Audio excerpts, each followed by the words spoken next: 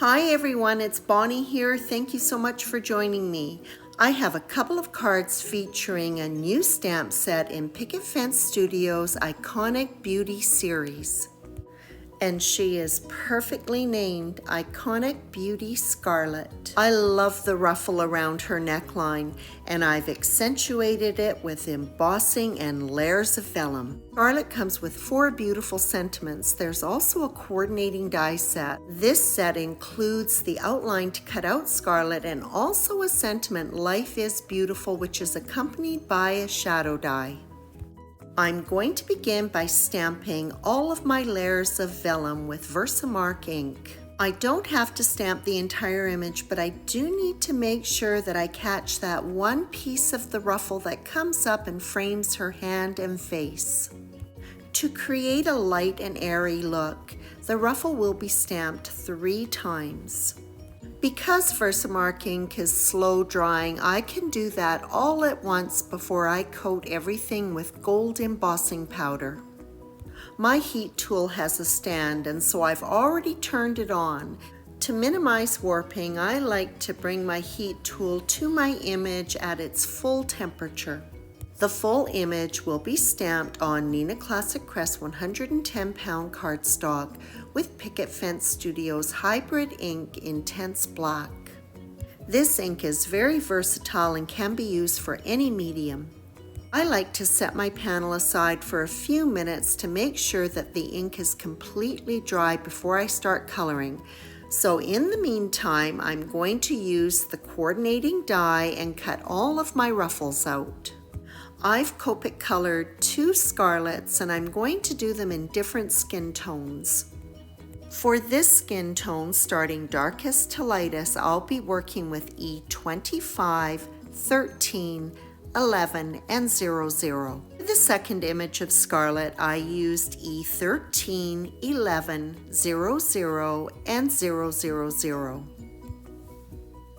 When I'm coloring, I work darkest to lightest. Many people will do lightest to darkest, and either way is fine.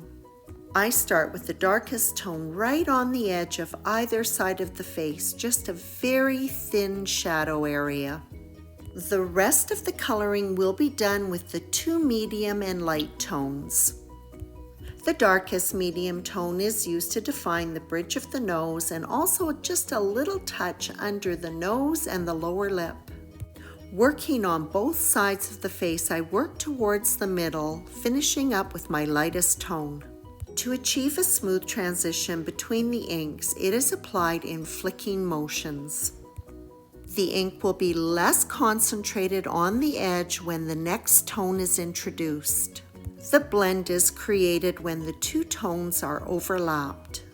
I would say generally that when I'm Copic coloring, I apply 2 layers of ink, but when I'm working on skin tones, I apply at least 3.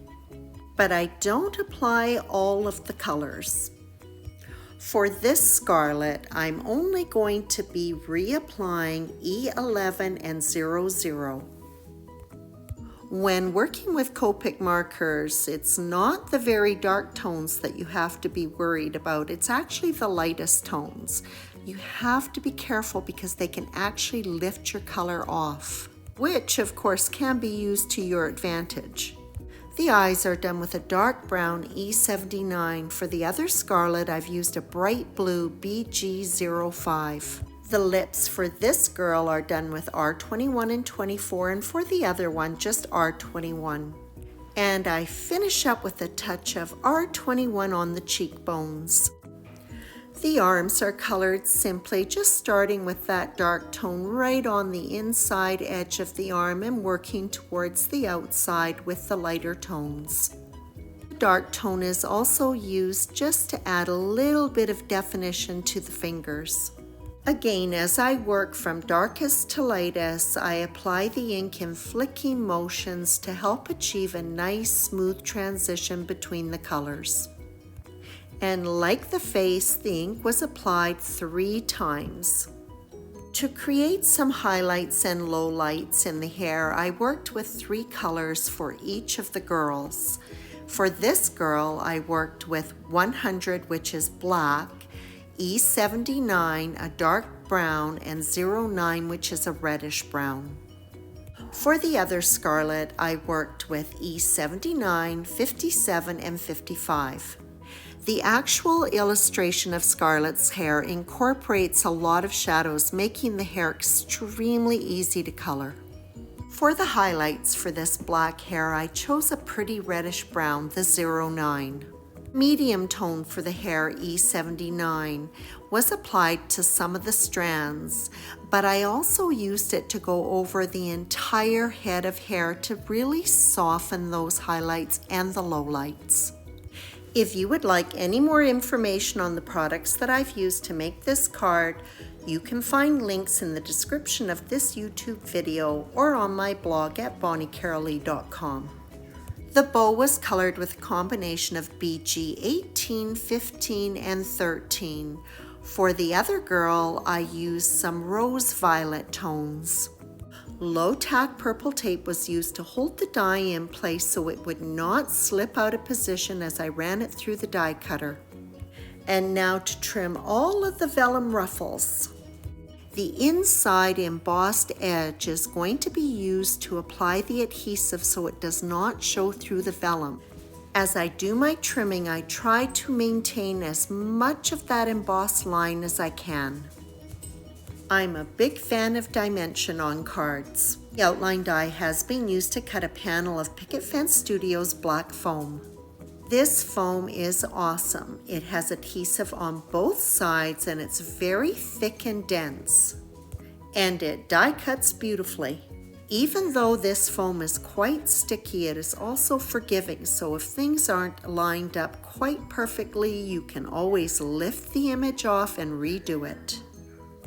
As I'm lining things up and adhering them, I like to pop down a little bit of the backing paper. It just makes it a little easier. To adhere the vellum layers, a very thin stream of liquid adhesive is applied along the inside embossed edge. And then it's just a matter of repeating 3 times on each side. When the adhesive is completely dry, the outside of the ruffles can be fluffed up. This will make them look nice and light and airy with lots of dimension.